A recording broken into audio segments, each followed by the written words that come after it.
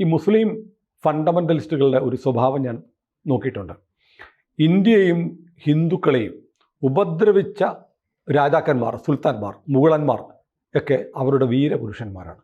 എന്നാൽ ഭാരതത്തോട് ഇവിടുത്തെ ഹിന്ദുക്കളും സിഖുകാരും അടക്കമുള്ള മറ്റ് ജനവിഭാഗങ്ങളോട് എന്തെങ്കിലും സഹാനുഭൂതി കാണിച്ച ആളുകൾ മുഗൾ രാജകുടുംബത്തിൽ തന്നെ ഉണ്ടായിരുന്നെങ്കിൽ പോലും അവരെ ആരും ഈ തീവ്രവാദ സ്വഭാവമുള്ള മുസ്ലിം ഫണ്ടമെൻ്റലിസ്റ്റുകൾ ഗൗനിക്കത്തില്ല, പേര് പോലും പറയത്തില്ല. ഇപ്പോൾ ഔറംഗസേബിൻ്റെ കാര്യം പറയുന്നു. അതിഭീകരമായി ലക്ഷക്കണക്കിന് ഹിന്ദുക്കളെ കൊന്ന, ആയിരക്കണക്കിന് ക്ഷേത്രങ്ങൾ നശിപ്പിച്ച ഒരു നരാധമനായിരുന്നു ഔറംഗസേബ്. അച്ഛനെ ജയിലിലിട്ടു, മരണം വരെ. മകനെ കൊന്നു, സഹോദരനെ കൊന്നു, സഹോദരിയെ കൊന്നു, അല്ലേ? ഇങ്ങനെയൊക്കെ അതിഭീകരമായി ഒരു മനുഷ്യന് ചിന്തിക്കാവുന്നതിനപ്പുറത്ത് ഭീകരത കാണിച്ച ആ മനുഷ്യനെ കൊണ്ടാടുന്നുണ്ട്. എന്നാൽ അയാളുടെ ചോരയിൽ ഷാജഹാന്റെ തന്നെ മകനായ ദാരാ ഷക്കോവ് എന്നൊരു സുൽത്താൻ ആവേണ്ടിയിരുന്ന ആളുണ്ടായിരുന്നു. ഒരൊറ്റ മുസ്ലിമിനും അയാളെക്കുറിച്ച് പറയാനില്ല. കഴിഞ്ഞ ദിവസം ബാംഗ്ലൂരിൽ RSSന്റെ അഖില ഭാരതീയ പ്രതിനിധി സഭ കഴിഞ്ഞതിന് ശേഷം ദത്താത്രേയ ഹൊസബാല, RSS ജനറൽ സെക്രട്ടറി, പത്രസമ്മേളനം നടത്തിയപ്പോൾ ചോദ്യങ്ങൾ വന്നു. ഔറംഗസേബിൻ്റെ കല്ലറ പൊളിക്കുന്നതിനെ കുറിച്ച് ചോദിച്ചപ്പോൾ ഔറംഗസേബ് ഒരു ദേശീയ പ്രതീകമല്ല. നിങ്ങൾക്ക് മുഗൾ വംശത്തിലെ ആരെങ്കിലും ഇഷ്ടപ്പെടണമെങ്കിൽ ദാരാ ഷക്കോവിനെ ഇഷ്ടപ്പെടുമെന്ന് പറഞ്ഞു. അപ്പോൾ ദാരാ ഷക്കോവിൻ്റെ പ്രത്യേകത, ഞാൻ മനസ്സിലാക്കുന്ന, ഹിന്ദുക്കളോട് സ്നേഹമുണ്ടായിരുന്ന ഒരാളാണ്. ഉപനിഷത്തുകളും വേദങ്ങളും ഒക്കെ പഠിച്ച ഒരാളായിരുന്നു. മുസ്ലിമായിരിക്കെ തന്നെ. മുസ്ലിം എന്ന് പറഞ്ഞാൽ ഈ പറഞ്ഞതുപോലെ ആളുകളെ കൊന്ന് കൊലവിളിച്ച് മതം മാറ്റുക എന്നത് മാത്രമാണ് ജീവിതചര്യ എന്ന് കരുതിയിരുന്ന ഒരാളായിരുന്നില്ല. അതുകൊണ്ട് ഇവിടുത്തെ ഇസ്ലാമിസ്റ്റുകൾക്ക് ദാരാ ഷക്കോവ് എന്നുള്ള പേര് പോലും വർജ്യമാണ്. ദാരാ ഷിക്കോ ആണല്ലേ? മറ്റേത് റഷ്യൻ ഇല്ല. ശരി ശരി. ദാരാ ഷിക്കോ എന്നും ദാരാ ഷുക്കോ എന്നും രണ്ട് രൂപത്തിൽ ഈ പേര് വരും. ദാരാ ഷിക്കോ, ദാരാ ഷുക്കോ. ഇത് ഒരെണ്ണത്തിന്റെ അർത്ഥം ടെറർ എന്നും മറ്റേതിൻ്റെ അർത്ഥം മഹിമയുള്ളവൻ എന്നും രണ്ടും ഇദ്ദേഹത്തിനോട് ചേർത്ത് വരാറുണ്ട്. രണ്ട് തരത്തിൽ ഉപയോഗിക്കാറുണ്ട്. രണ്ടും തെറ്റല്ല. അദ്ദേഹത്തിൻ്റെ പേരിൻ്റെ കൂടെ അത് ഉപയോഗിക്കാറുണ്ട്. ഞായറാഴ്ച ദത്താത്രേയ ഹൊസബളെ ഈ പറഞ്ഞതുപോലെ ഇന്ത്യൻ സംസ്കൃതിയുടെ ആദരവുള്ള ആളായിരുന്നു ദാരാ ഷുക്കോ എന്ന് പറഞ്ഞിരുന്നു. മറ്റേ ബംഗളൂരിലെ പ്രതിനിധി സഭ കഴിഞ്ഞ്. ഇതിന് മുമ്പ് തന്നെ 2020 കേന്ദ്ര സർക്കാർ ഈ ദാരാ ഷുക്കോയുടെ കേന്ദ്ര സാംസ്കാരിക വകുപ്പ് അദ്ദേഹത്തിൻ്റെ ശവകുടീരം കണ്ടെത്താനായിട്ടൊരു സമിതിയെ നിയോഗിച്ചിരുന്നു. ഇത് ഹുമയൂണിൻ്റെ ശവകുടീരം നിൽക്കുന്ന വലിയ വളപ്പുണ്ടല്ലോ, ഏക്കർ കണക്കിന്, അതിൻ്റെ അകത്ത് ആണ് എന്നാണ് കരുതുന്നത്. പക്ഷെ അത് കൃത്യമായി കണ്ടെത്താനൊന്നും കഴിഞ്ഞിട്ടില്ല ഇതുവരെ. അത് കണ്ടെത്തിയിരുന്നെങ്കിൽ ചിലപ്പോൾ അതിനോടുള്ള ആദരവൊക്കെ നമ്മൾ പ്രകടിപ്പിക്കുമായിരുന്നു. എന്ന് പറഞ്ഞാൽ ഹിന്ദുക്കൾ, മറ്റവർക്ക് വേണ്ടല്ലോ. അപ്പോൾ ഡൽഹിയിലെ ഹുമയൂൺ ശവകുടീര വളപ്പിലാണ് എന്നാണ് കരുതപ്പെടുന്നത്. ഇത് പറഞ്ഞപ്പോൾ ഞാനൊരു സംശയം. ഇപ്പം നമ്മൾ പറഞ്ഞില്ലേ ഹുമയൂണിൻ്റെ, ഈ ഡൽഹി എന്ന് പറഞ്ഞ ഒരു ശ്മശാനം കൂടിയാണ്. ഇപ്പോൾ ഇന്ത്യയിൽ മൻമോഹൻ സിംഗിൻ്റെ സ്മൃതി കുടീരം ഉണ്ടാക്കാൻ പോവുക. മഹാത്മാഗാന്ധി മുതൽ ഇന്ത്യയിലെ പ്രധാനമന്ത്രിമാരും പ്രസിഡന്റുമാരുമായിരുന്നവരുടെ പേരിൽ ഓരോ സ്മൃതി മണ്ഡപം ഉണ്ടാക്കിയിട്ട് ഏക്കർ കണക്കിന് ഭൂമിയാണ്, ഡൽഹിയിലെ ഭൂമിയാണ്. അത് ഇപ്പോഴത്തെ രാജാക്കന്മാരുടെ, ജനായത്വത്തിലെ രാജാക്കന്മാർ, ഇന്ത്യയെ കൊള്ളയടിച്ച ഈ മുഗൾ ചക്രവർത്തിമാരുടെ പേരിൽ, ഹുമയൂണിൻ്റെ പേരിൽ എത്ര ഏക്കർ ഭൂമിയാണ്. ഒരു ശവകുടീരമാണ് വേണമെങ്കിൽ അവിടെ നിന്നോട്ടെ. ബാക്കി സ്ഥലങ്ങൾ പ്രൊഡക്റ്റീവായിട്ട് രാജ്യത്തിന് ഗുണമുള്ള എന്തെങ്കിലും തരത്തിലേക്ക് മാറ്റിക്കൂടെ? ധീരമായി ചെയ്യേണ്ട പണിയാണത്. അത് ചെയ്യുന്ന ഞാൻ ഇടയ്ക്ക് വിചാരിച്ചിരുന്നു. കാരണം ഓർഗനൈസറിൻ്റെ ഒക്കെ പത്രാധിപരായിരുന്ന തരുൺ വിജയനെ എടുത്തിട്ട് ഈ മോണിമെന്റ്സ് ഒക്കെ പരിഷ്കരിക്കുന്നത് പഠിക്കാനായിട്ടൊരു കമ്മിറ്റിയെ വെക്കുകയൊക്കെ ചെയ്തിരുന്നു. അന്ന് ഞാൻ ഈ നിർദ്ദേശം അയച്ചു കൊടുക്കുകയും ചെയ്തിരുന്നു. ഒന്നും ചെയ്തിട്ടില്ല. ധീരമായി ചെയ്യേണ്ടതാണ്. അതല്ലാതെ ഇപ്പം ഈ കിറ്റ് കൊടുക്കുക, ഈദ് കിറ്റ്, ഇങ്ങനത്തെ പരിപാടികളൊക്കെയാണല്ലോ ചെയ്തുകൊണ്ടിരിക്കുന്നത്. അതിലും നല്ലത് ഈ പറഞ്ഞ സ്ഥലങ്ങളൊക്കെ നമ്മുടെ ആവശ്യങ്ങൾക്കുമൊക്കെ, രാജ്യത്തിന്റെ ആവശ്യങ്ങൾക്ക് ഉപയോഗിക്കുക. വേണമെങ്കിൽ നല്ല ആശുപത്രികളുണ്ട്. ഈ മറ്റേ ശവകുടീരം നിൽക്കുന്ന സ്ഥലം ഒരു 5 സെന്റ് കെട്ടിക്കോട്ടെ, ബാക്കി മുഴുവൻ പൊതു മുതലായിട്ട് മാറ്റി നിർത്തേണ്ടതല്ലേ? സുൽത്താനൊക്കെ ചത്ത് മണ്ണടിഞ്ഞു പോയി. എത്ര സ്ഥലം കിടക്കുന്നു അവിടെ. അതാണ് അങ്ങനെ ചെയ്യേണ്ടതാണ്. അപ്പോൾ 2015 ഡൽഹിയിൽ ഔറംഗസേബ് റോഡ് APJ അബ്ദുൽ കലാം റോഡാക്കി. ചില കാര്യങ്ങൾ ചെയ്തിട്ടുണ്ട്. 2023 ഡൽഹിയിൽ ഔറംഗസേബ് ലെയിൻ എന്നുള്ളത് അബ്ദുൽ കലാം ലെയ്ൻ എന്ന് പറഞ്ഞാക്കിയിരുന്നു. അബ്ദുൽ കലാം ആണെങ്കിൽ ഭഗവത്ഗീത വായിക്കുമായിരുന്നു, വീണ വായിക്കുമായിരുന്നു അല്ലേ. അപ്പോൾ അബ്ദുൽ കലാമിൻ്റെ പേരിലേക്ക് ഇതൊക്കെ എടുത്ത് മാറ്റിയിരുന്നു. 2019 സിമ്പോസിയം നടക്കുമ്പോൾ Dara Shikoh a hero of Indian syncretistic traditions എന്ന് പറഞ്ഞൊരു സെമിനാർ നടന്നു. RSSൻ്റെ നേതാവ് കൃഷ്ണമോഹൻ അന്ന് പറഞ്ഞു റിയൽ ഹിന്ദുസ്ഥാനി എന്ന ഷിക്കോയെ പറ്റി പറഞ്ഞു. ഉപനിഷത്തുക്കൾ പേർഷ്യനിലേക്ക് പണ്ഡിറ്റുകളുടെയൊക്കെ സഹായത്തോടുകൂടി പരിഭാഷപ്പെടുത്തിയ ആളാണ് അദ്ദേഹം. യോഗവാസിഷ്ടം അദ്ദേഹം ഒരു മുസ്ലിമിനെ വെച്ച് പേർഷ്യനിലേക്ക് പരിഭാഷ ചെയ്തിട്ടുണ്ട്. യോഗവാസിഷ്ടം പരിഭാഷ ചെയ്ത കാര്യം അധികം പറയില്ല. സാഗര സംഗമം എന്ന് പറഞ്ഞിട്ട് ഈ സൂഫിസവും വേദാന്തവും തമ്മിലുള്ള കൊടുക്കൽ വാങ്ങലുകളൊക്കെ പറയുന്ന ഒരു പ്രധാനപ്പെട്ട പുസ്തകമാണ് അദ്ദേഹത്തിൻ്റെ മാസ്റ്റർ പീസായിട്ട് വെക്കുന്നത്. കോൺഫ്ലുവൻസ് ഓഫ് ഓഷ്യൻസ് ഇംഗ്ലീഷിൽ പറയുന്ന 2 സാഗരങ്ങളുടെ സംഗമം എന്ന് പറയുന്നത്. ഈ ആരാധനാലയങ്ങളും ഈ ആരാധിക്കുന്നത് ആരെയൊക്കെ ആയാലും ഇവിടെ ജീവിക്കുന്ന ആളുകളുടെയൊക്കെ പൂർവ്വപിതാക്കൾ ഹിന്ദുക്കളാണ് എന്നാണ് RSS പൊതുവെ കരുതുന്നത്. അതുകൊണ്ട് ഹൊസബാളെ അതിൽ ഊന്നിയിട്ടുണ്ട്. ഇവിടുത്തെ മുസ്ലിങ്ങളെ അവരുടെ പൂർവ്വപിതാക്കൾ ഹിന്ദുക്കളാണ് എന്ന് കരുതുന്നത് കൊണ്ട് നമ്മുടെ ആളുകളായിട്ട് തന്നെ കരുതുന്നു എന്നുള്ളതാണ് നയം. പക്ഷെ അങ്ങനെ അല്ലാത്ത ആളുകൾ ധാരാളം ഉണ്ട്. ഇപ്പോൾ മുമ്പ് വാജ്പേയി പൂനെയിൽ നടന്ന സവർക്കർ സ്മാരക പ്രഭാഷണത്തിൽ പറഞ്ഞിരുന്നു, ഇന്തോനേഷ്യയിലൊക്കെ മുസ്ലിങ്ങളെ പഴയ സംസ്കാരവും ഭൂതകാലവും ഒക്കെ ഓർക്കാറുണ്ട്.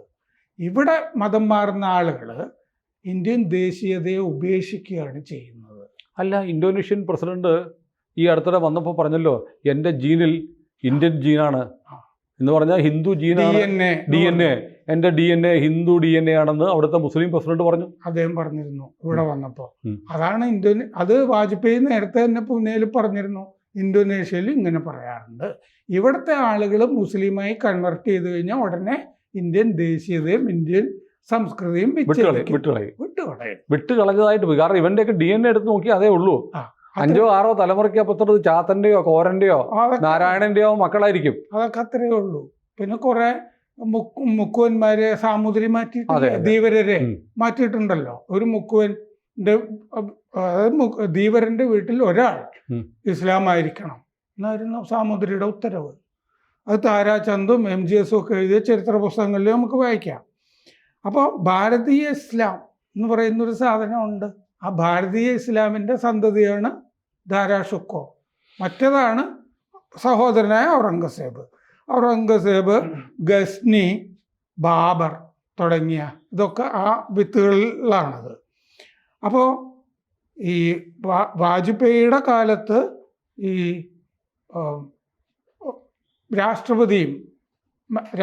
അബ്ദുൽ കലാമിനെ രാഷ്ട്രപതിയാക്കിയിരുന്നു. കഴിഞ്ഞ മാസം സൂഫി വര്യനായ സൂഫി കവിയൊക്കെയായിരുന്ന അമീർ ഖുസ്രോയുടെ സ്മാരക പ്രഭാഷണം മോദി നടത്തുകയും ചെയ്തിരുന്നു. അപ്പോൾ സൂഫി പാരമ്പര്യം എന്ന് പറഞ്ഞത് അനൽ ഹക്ക് എന്നൊക്കെ പറയുന്ന അദ്വൈതത്തിനോട് സാമ്യം ഉള്ള സംഗതിയാണ്. ഈ സൂഫിസമാണ് ദാരാ ഷിക്കോയും കൂടെ കൊണ്ടു നടന്നത്, അല്ലാതെ ഈ പറയുന്ന ഇസ്ലാമല്ല. ജാദുനാഥ് സർക്കാർ ഹിസ്റ്ററി ഓഫ് ഔറംഗസേബിൽ പറഞ്ഞിട്ടുണ്ട്, ദാരാ ഷിക്കോവിന് ചരിത്രകാരൻ ജാദുനാഥ് സർക്കാർ, മറ്റേ BJP-കാരനും RSS-കാരനൊന്നും അല്ല. ദാരാ ഷിക്കോ താൽമൂദും പുതിയ നിയമവും സൂഫിസവും വേദാന്തവും ഒക്കെ പഠിച്ചിരുന്നു. പണ്ഡിറ്റുമാരുടെ സഹായത്തോടുകൂടി ഉപനിഷത്തുകളുടെ പേർഷ്യൻ പാഠമുണ്ടാക്കി. മജ്മുവ അൽ ബഹ്റൈൻ, അതായത് സാഗര സംഗമം എന്നതാണ് പ്രധാനപ്പെട്ട പുസ്തകം. അതാണ് കോൺഫ്ലുവൻസ് ഓഫ് ഓഷ്യൻസ് എന്ന് പറയുന്നത്. ഹിന്ദുമത സംസ്കാരവും സൂഫിസവും തമ്മിലുള്ള ഒരു സംഗമ ബിന്ദു കണ്ടെത്താനായിരുന്നു ശ്രമം ദാരാ ഷിക്കോയുടെ. ഈ ഷിക്കോ ബ്രാഹ്മണർ, യോഗി, സന്യാസിമാർ എന്നിവരുടെ കൂടെയാണ് നടന്നുകൊണ്ടിരുന്നത്. വേദങ്ങളെ വളരെ വൈകാരികമായിട്ടാണ് കണ്ടുകൊണ്ടിരുന്നത്. ഈ ദാരാ ഷിക്കോ പ്രഭു ആലേഖനം ചെയ്ത മോതിരങ്ങൾ വിരലിൽ അണിഞ്ഞുകൊണ്ടിരുന്നു പ്രഭു എന്നെഴുതിയിട്ട്.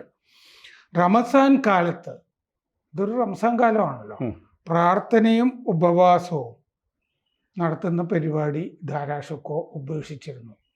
അതില്ലായിരുന്നു. അതുകൊണ്ട് അയാളെ അവിശ്വാസി, കാഫിറായിട്ട് ഔറംഗസേബ് മുദ്രകുത്തി. സഹോദരൻ ധാരാഷുക്കോയെ റമദാൻ കാലത്ത് ഉപവസിക്കാത്തവൻ, അവൻ കാഫിറാണ് എന്ന് പറഞ്ഞിട്ട് മുദ്രകുത്തി. 1946 ഡിസ്കവറി ഓഫ് ഇന്ത്യ എഴുതിയല്ലോ നെഹ്റു പറഞ്ഞു കഴിഞ്ഞാൽ ഇസ്ലാമിസ്റ്റുകളും മാർക്സിസ്റ്റുകളും അംഗീകരിക്കേണ്ടതല്ലേ. നെഹ്റു പറഞ്ഞ വാചകം ഔറംഗസേബിനെ പറ്റി: അയാൾ മതഭ്രാന്തനും യാഥാസ്ഥിതികനുമായിരുന്നു. അയാൾ കലയെയും സാഹിത്യത്തെയും വെറുത്തു. ജനം വെറുത്ത ജസിയ അയാൾ ഹിന്ദുക്കൾക്ക് മേൽ അടിച്ചേൽപ്പിച്ചു. നിരവധി ക്ഷേത്രങ്ങൾ തകർത്തു. നെഹ്റു പറഞ്ഞിരിക്കുന്ന ഡിസ്കവറി ഓഫ് ഇന്ത്യ. അപ്പോൾ ഈ മെഡീവൽ ഇന്ത്യ 2ാം ഭാഗത്തിൽ സതീഷ് ചന്ദ്ര, RSSും BJP അല്ല, ചരിത്രകാരൻ പറഞ്ഞിട്ടുണ്ട്, ഔറംഗസേബും ഷുക്കോയും വിരുദ്ധ ധ്രുവങ്ങളിലായിരുന്നു. ഷുക്കോ സൂഫി വര്യർ, ഭക്തസന്യാസമാർ, വേദങ്ങൾ തുടങ്ങിയതിൻ്റെയൊക്കെ ഒപ്പമായിരുന്നു. ഷുക്കോ ഔറംഗസേബിനെ ഹിപ്പോക്രറ്റ് എന്ന് വിളിച്ചിരുന്നു. കപടൻ, അവൻ കാപട്യക്കാരനാണ് എന്ന് ഷുക്കോ വിളിച്ചിരുന്നു. ഔറംഗസേബ് ഷുക്കോയെ മതവിരുദ്ധനായിട്ട് മുദ്ര ചാർത്തിയിരുന്നു. ഷാജഹാന് ഏറ്റവും പ്രിയപ്പെട്ട ആളായിരുന്നു ഷുക്കോ. ഷുക്കോയും സഹോദരി ജഹനാരിയും, അവർ രണ്ടുപേരായിരുന്നു. മാത്രമല്ല ഷാജഹാൻ ഷുക്കോയെ പിൻഗാമിയായി പ്രഖ്യാപിച്ചിരുന്നു. ഞാൻ മയ്യത്തായി കഴിഞ്ഞാൽ ചക്രവർത്തി ആയിരിക്കണം എന്ന് പറഞ്ഞിരുന്നു. അജ്മീറിലാണ് ജനിച്ചത്, രാജസ്ഥാനിലെ ധാരാഷുക്കോ. ആ അജ്മീറിലെ തന്നെ ദേവ്ര എന്ന് പറഞ്ഞ സ്ഥലത്താണ് ധാരാഷുക്കോയെ ഔറംഗസേബ് തോൽപ്പിക്കുന്നത്.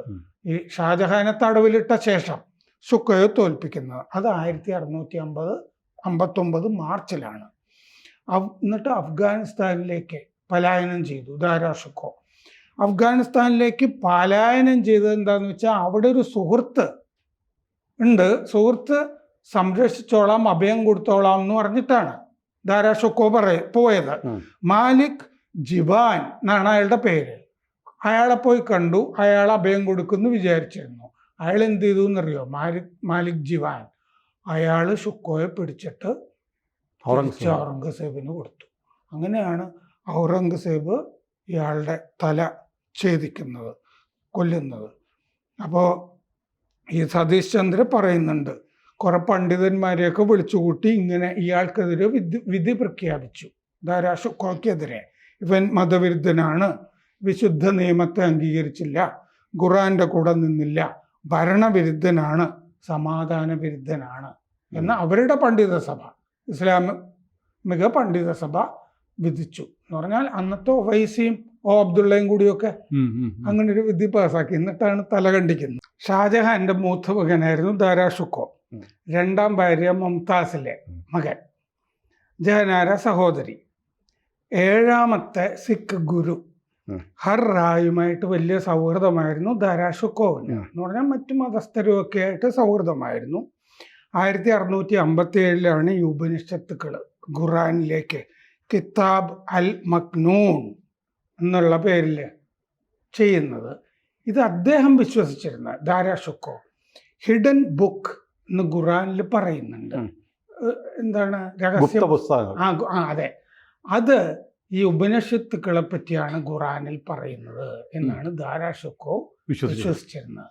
അങ്ങനെയാണ് ഉപനിഷത്തുകൾ പേർഷ്യനിലേക്ക് വരുന്നത്. യോഗവാസിഷ്ഠ പരിഭാഷ അദ്ദേഹം നിസാം അൽ ദീൻ പാനിപ്പതി എന്ന് പറഞ്ഞ സ്കോളർ പണ്ഡിതനെ കൊണ്ടാണ് ചെയ്യിച്ചത്. അത് ജുഗ് ബസിഷ്ഠ് എന്നുള്ള പേരിലാണ് പേർഷ്യനിലുള്ളത്.